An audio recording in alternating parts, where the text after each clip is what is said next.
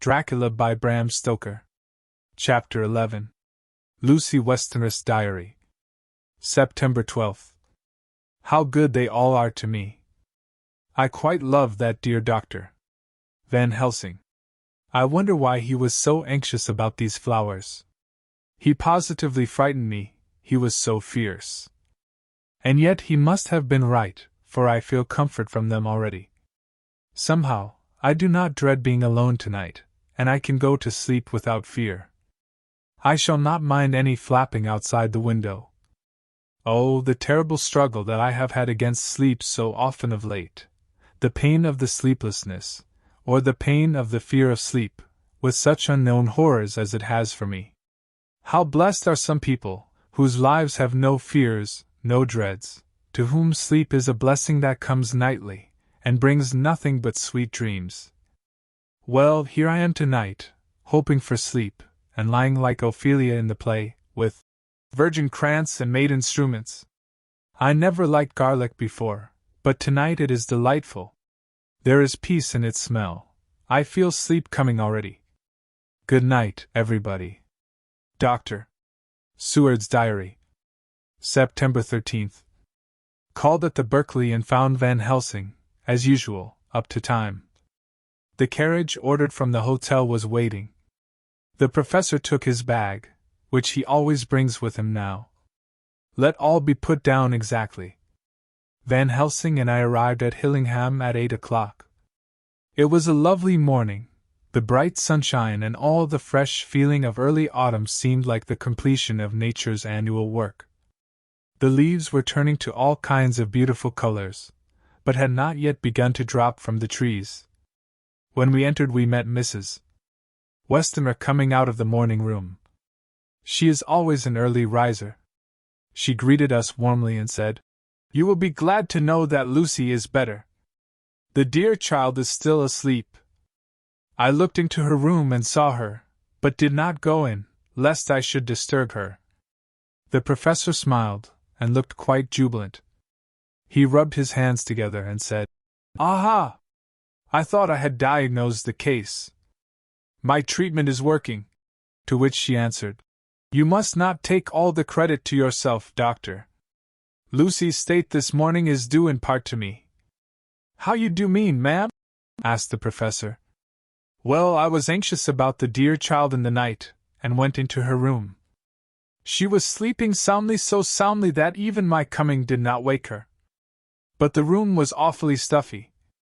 There were a lot of those horrible, strong-smelling flowers about everywhere, and she had actually a bunch of them round her neck.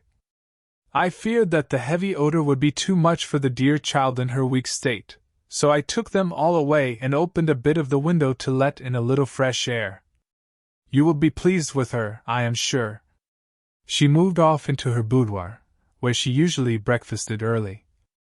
As she had spoken, I watched the professor's face, and saw it turn ashen gray. He had been able to retain his self-command whilst the poor lady was present, for he knew her state and how mischievous a shock would be. He actually smiled on her, as he held open the door for her to pass into her room. But the instant she had disappeared he pulled me, suddenly and forcibly, into the dining room and closed the door. Then, for the first time in my life, I saw Van Helsing break down. He raised his hands over his head in a sort of mute despair, and then beat his palms together in a helpless way. Finally he sat down on a chair, and putting his hands before his face, began to sob, with loud, dry sobs that seemed to come from the very racking of his heart. Then he raised his arms again, as though appealing to the whole universe. "God! God! God!" he said. "What have we done? What has this poor thing done, that we are so sore beset? Is there fate amongst us still, sent down from the pagan world of old, that such things must be, and in such way? This poor mother, all unknowing, and all for the best as she think, does such thing as lose her daughter body and soul, and we must not tell her, we must not even warn her, or she die, and then both die. Oh, how we are beset! How are all the powers of the devils against us?" Suddenly he jumped to his feet. "Come," he said. Come, we must see an act. Devils or no devils, or all the devils at once, it matters not, we fight him all the same. He went to the hall door for his bag, and together we went up to Lucy's room. Once again I drew up the blind, whilst Van Helsing went towards the bed. This time he did not start as he looked on the poor face with the same awful, waxen pallor as before. He wore a look of stern sadness and infinite pity. As I expected, he murmured, with that hissing inspiration of his which meant so much. Without a word he went and locked the door, and then began to set out on the little table the instruments for yet another operation of transfusion of blood. I had long ago recognized the necessity, and begun to take off my coat, but he stopped me with a warning hand. "No," he said. "Today you must operate. I shall provide. You are weakened already." As he spoke he took off his coat and rolled up his shirt sleeve. Again the operation, again the narcotic, again some return of color to the ashy cheeks, and the regular breathing of healthy sleep. This time I watched whilst Van Helsing recruited himself and rested. Presently he took an opportunity of telling Mrs. Westenra that she must not remove anything from Lucy's room without consulting him, that the flowers were of medicinal value, and that the breathing of their odor was a part of the system of cure. Then he took over the care of the case himself, saying that he would watch this night and the next, and would send me word when to come. After another hour Lucy waked from her sleep, fresh and bright and seemingly not much the worse for her terrible ordeal. What does it all mean? I am beginning to wonder if my long habit of life amongst the insane is beginning to tell upon my own brain. Lucy Westenra's Diary. September 17th. 4 days and nights of peace. I am getting so strong again that I hardly know myself. It is as if I had passed through some long nightmare, and had just awakened to see the beautiful sunshine and feel the fresh air of the morning around me.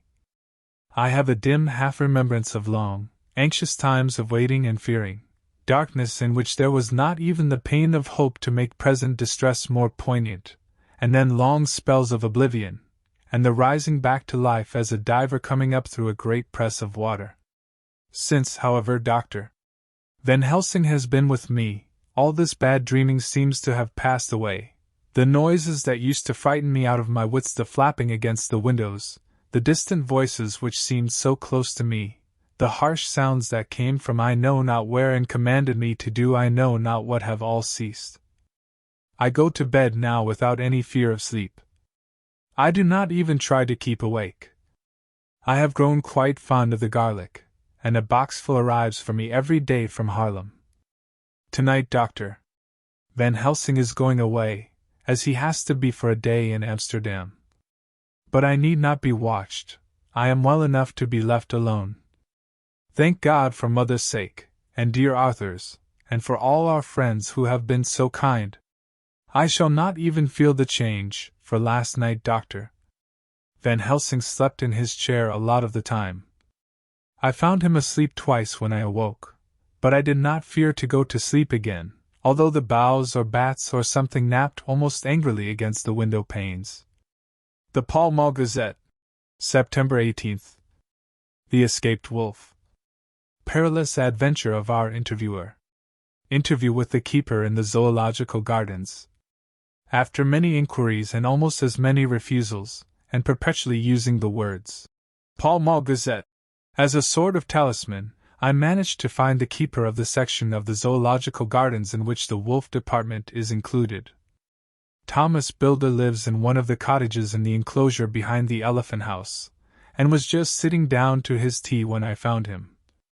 Thomas and his wife are hospitable folk, elderly, and without children, and if the specimen I enjoyed of their hospitality be of the average kind, their lives must be pretty comfortable. The keeper would not enter on what he called business, until the supper was over, and we were all satisfied.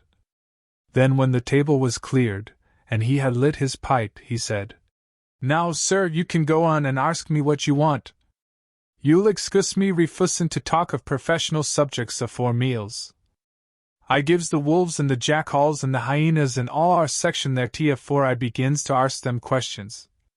How do you mean, ask them questions? I queried, wishful to get him into a talkative humor. Ittin' of them over the ad with a pole is one way, scratchin' of their ears is another, when gents as is flush wants a bit of a show-off to their gals. I don't so much mind the fuss it and with a pole afore I chucks in their dinner, but I waits till they've their sherry and coffee, so to speak, afore I tries on with the ear scratchin'. Mind you, he added philosophically, there's a deal of the same nature in us as in them there animals. Here's you comin' and arskin' of me questions about my business, and I that grumpy like that only for your bloomin' arfquid I'd a seen you blowed fuss 'fore I'd answer. Not even when you arsked me sarcastic like if I'd like you to arsk the superintendent if you might arsk me questions. Without offense did I tell yer to go to hell? You did. And when you said you'd report me for usin' of obscene language that was it in me over the ad, but the arfquid made that all right. I weren't goin' to fight, so I waited for the food, and did with my owl as the wolves, and lions, and tigers does. But Lord love your art, now that the old 'oman has stuck a chunk of her tea cake in me, and rinsed me out with her bloomin' old teapot, and I've lit up, you may scratch my ears for all you're worth, and won't get even a growl out of me. Drive along with your questions. I know what you're comin' at, that escaped wolf. Exactly. I want you to give me your view of it. Just tell me how it happened, and when I know the facts I'll get you to say what you consider was the cause of it, and how you think the whole affair will end. All right, Governor. This is about the old story. That wolf what we called Berserker was one of 3 grey ones that came from Norway to Jamraka's, which we bought off him 4 years ago. He was a nice, well-behaved wolf, that never gave no trouble to talk of. I'm more surprised at him for wanting to get out nor any other animal in the place. But there, you can't trust wolves no more nor women. Don't you mind him, sir, broke in Mrs. Tom with a cheery laugh. He's got min in the animals so long that blessed if he ain't like a old wolf hisself. But there ain't no arm in him. Well, sir, it was about 2 hours after feedin' yesterday when I first hear my disturbance. I was makin' up a litter in the monkey house for a young puma which is ill, but when I heard the yelpin' and owlin' I kem away straight. There was Berserker tearin' like a mad thing at the bars as if he wanted to get out. There wasn't much people about that day, and close at hand was only one man, a tall, thin chap, with a oaky nose and a pointed beard, with a few white hairs runnin' through it. He had a hard, cold look and red eyes, and I took a sort of mislike to him, for it seemed as if it was him as they was irritated at. He had white kid gloves on his hands, and he pointed out the animals to me and says, "Keeper, these wolves seem upset at something." "Maybe it's you," says I, for I did not like the airs as he give hisself. He didn't get angry as I opped he would, but he smiled a kind of insolent smile, with a mouth full of white, sharp teeth. "Oh no, they wouldn't like me," he says. "Oh yes, they would," says I, imitatin' of him. "They always likes a bone or two to clean their teeth on about tea time, which you has a bagful." Well, it was a odd thing, but when the animals see us talkin' they laid down, and when I went over to Berserker he let me stroke his ears same as ever. That there man kem over, and blessed but if he didn't put in his hand and stroke the old wolf's ears too. "Take care," says I. "Berserker is quick." "Never mind," he says. "I'm used to 'em." "Are you in the business yourself?" I says, taking off my hat, for a man what trades in wolves, answerer, is a good friend to keepers. "No," says he, "not exactly in the business, but I ave made pets of several." And with that he lifts his hat as perlite as a lord, and walks away. Old Berserker kep' lookin' arter him till he was out of sight, and then went and laid down in a corner and wouldn't come hout the ole heavening. Well, last night, so soon as the moon was hup, the wolves here all began aoling. There warn't nothing for them to owl at. There warn't no one near, except someone that was evidently callin' a dog somewheres out back of the gardings in the park road. Once or twice I went out to see that all was right, and it was, and then the 'oling stopped. Just before 12 o'clock I just took a look round afore turnin' in, and bust me, but when I kem opposite to old Brassicker's cage I see the rails broken and twisted about and the cage empty. And that's all I know for certain. Did anyone else see anything?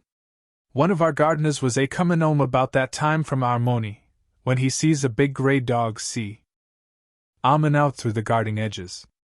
At least, so he says, but I don't give much for it myself, for if he did he never said a word about it to his missus when he got home, and it was only after the escape of the wolf was made known, and we had been up all night huntin' of the park for Brassicker, that he remembered seein' anything.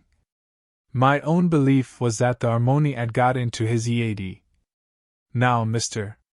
Builder, can you account in any way for the escape of the wolf? Well, sir, he said, with a suspicious sort of modesty, I think I can, but I don't know as how you'd be satisfied with the theory. Certainly I shall. If a man like you, who knows the animals from experience, can hazard a good guess at any rate, who is even to try? Well then, sir, I accounts for it this way. It seems to me that wolf escaped simply because he wanted to get out. From the hearty way that both Thomas and his wife laughed at the joke I could see that it had done service before, and that the whole explanation was simply an elaborate sell. I couldn't cope in badinage with the worthy Thomas, but I thought I knew a surer way to his heart, so I said, Now, Mr. Builder, we'll consider that first half-sovereign worked off, and this brother of his is waiting to be claimed when you've told me what you think will happen. Right why are, sir, he said briskly. You'll excuse me, I know, for a chaffin' of ye, but the old woman here winked at me, which was as much as telling me to go on. Well, I never, said the old lady. My opinion is this, that wolf is hidin' of somewheres. The gardener what didn't remember said he was gallopin' northward faster than a horse could go, but I don't believe him, for yer see, sir, wolves don't gallop no more nor dogs does, they not bein' built that way. Wolves is fine things in a storybook, and I dessy when they gets in packs and does be chivvyin' somethin' that's more afeard than they can make a devil of a noise and chop it up, whatever it is. But, Lord bless you, in real life a wolf is only a low creature, not half so clever or bold as a good dog, and not half a quarter so much fight in him. This one ain't been used to fightin' or even to providin' for hisself, and more like he's somewhere round the park hidin' and shiverin' of. And if he thinks at all, wonderin' where he is to get his breakfast from, or maybe he's got down some area and is in a coal cellar. My eye, won't some cook get a rum start when she sees his green eyes shining at her out of the dark. If he can't get food he's bound to look for it, and mayhap he may chance to light on a butcher's shop in time. If he doesn't, and some nursemaid goes walkin' orf with a soldier, leavin' of the hinfant in the perambulator well, then I shouldn't be surprised if the census is one babby the less. That's all. I was handing him the half-sovereign, when something came bobbing up against the window, and Mr. Builder's face doubled its natural length with surprise. God bless me, he said, if there ain't old Brassicker come back by hisself. He went to the door and opened it, a most unnecessary proceeding it seemed to me. I have always thought that a wild animal never looks so well as when some obstacle of pronounced durability is between us. A personal experience has intensified rather than diminished that idea. After all, however, there is nothing like custom, for either Builder nor his wife thought any more of the wolf than I should of a dog. The animal itself was as peaceful and well-behaved as that father of all picture wolves Red Riding Hood's quondam friend, whilst moving her confidence in masquerade. The whole scene was an unutterable mixture of comedy and pathos. The wicked wolf that for half a day had paralyzed London and set all the children in the town shivering in their shoes, was there in a sort of penitent mood, and was received and petted like a sort of vulpine prodigal son. Old Builder examined him all over with most tender solicitude, and when he had finished with his penitent said, There, I knew the poor old chap would get into some kind of trouble. Didn't I say it all along? Here's his head all cut and full of broken glass. He's been gettin' over some bloomin' wall or other. It's a shame that people are allowed to top their walls with broken bottles. This air's what comes of it. Come along, Berserker. He took the wolf and locked him up in a cage, with a piece of meat that satisfied, in quantity at any rate, the elementary conditions of the fatted calf, and went off to report. I came off, too, to report the only exclusive information that is given today regarding the strange escapade. At the zoo. Dr. Seward's Diary. September 17th. I was engaged after dinner in my study posting up my books, which, through press of other work and the many visits to Lucy, had fallen sadly into arrear. Suddenly the door was burst open, and in rushed my patient, with his face distorted with passion. I was thunderstruck, for such a thing as a patient getting of his own accord into the superintendent's study is almost unknown. Without an instant's pause he made straight at me. He had a dinner knife in his hand, and, as I saw he was dangerous, I tried to keep the table between us. He was too quick and too strong for me, however, for before I could get my balance he had struck at me and cut my left wrist rather severely. Before he could strike again, however, I got in my right and he was sprawling on his back on the floor. My wrist bled freely, and quite a little pool trickled on to the carpet. I saw that my friend was not intent on further effort, and occupied myself binding up my wrist, keeping a wary eye on the prostrate figure all the time. When the attendants rushed in, and we turned our attention to him, his employment positively sickened me. He was lying on his belly on the floor licking up, like a dog, the blood which had fallen from my wounded wrist. He was easily secured, and to my surprise went with the attendants quite placidly, simply repeating over and over again, "The blood is the life! The blood is the life! I cannot afford to lose blood just at present. I have lost too much of late for my physical good, and then the prolonged strain of Lucy's illness and its horrible phases is telling on me. I am overexcited and weary, and I need rest. Happily Van Helsing has not summoned me, so I need not forego my sleep. Tonight I could not well do without it. Telegram, Van Helsing, Antwerp to Seward Carfax. Sent to Carfax, Sussex, as no county given, delivered late by 22 hours. September 17th. Do not fail to be at Hillingham tonight. If not watching all the time frequently, visit and see that flowers are as placed. Very important, do not fail. Shall be with you as soon as possible after arrival. Dr. Seward's Diary. September 18th. Just off for train to London. The arrival of Van Helsing's telegram filled me with dismay. A whole night lost, and I know by bitter experience what may happen in a night. Of course it is possible that all may be well, but what may have happened? Surely there is some horrible doom hanging over us that every possible accident should thwart us in all we try to do. I shall take this cylinder with me, and then I can complete my entry on Lucy's phonograph. Memorandum left by Lucy Westenra. September 17th. Night. I write this and leave it to be seen, so that no one may by any chance get into trouble through me. This is an exact record of what took place tonight. I feel I am dying of weakness, and have barely strength to write, but it must be done if I die in the doing. I went to bed as usual, taking care that the flowers were placed as Dr. Van Helsing directed, and soon fell asleep.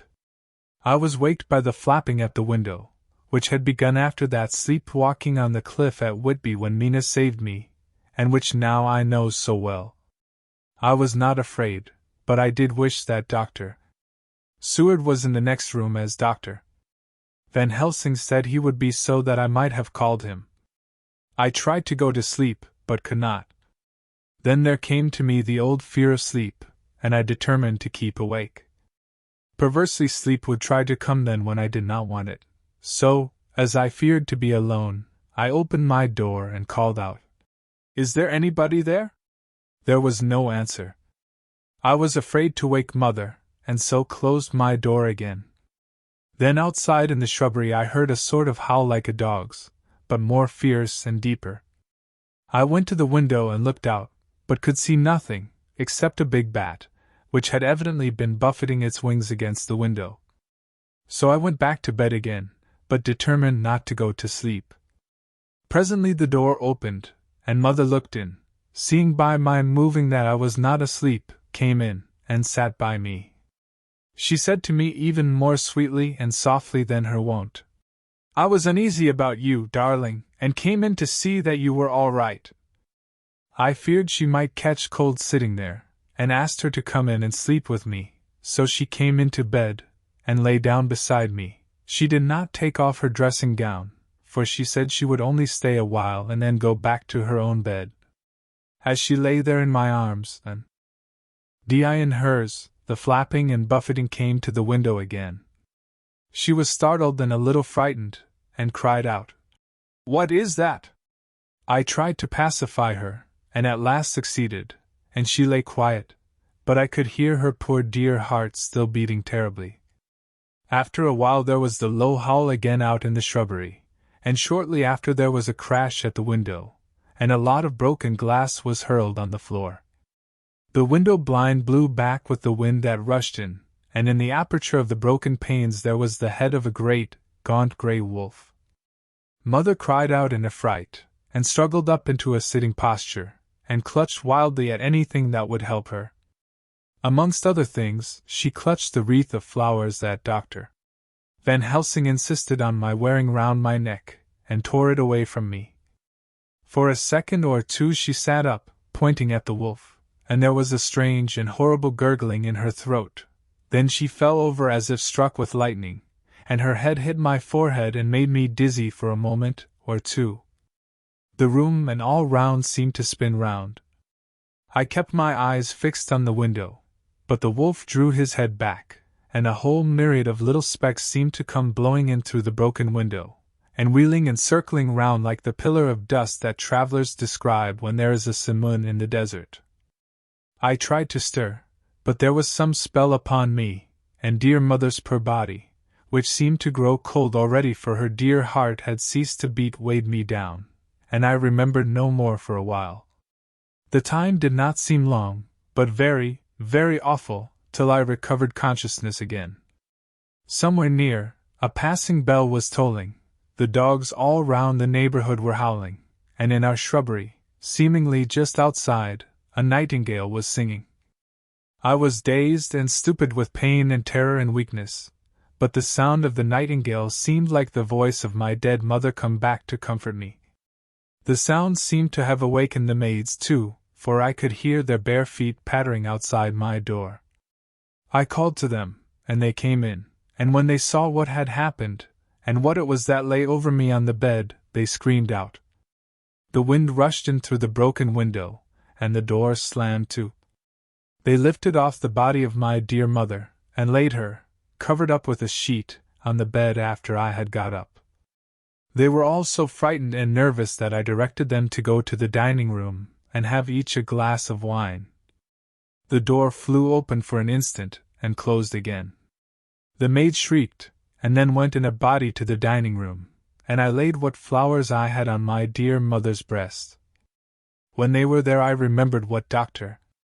Van Helsing had told me, but I didn't like to remove them, and besides I would have some of the servants to sit up with me now.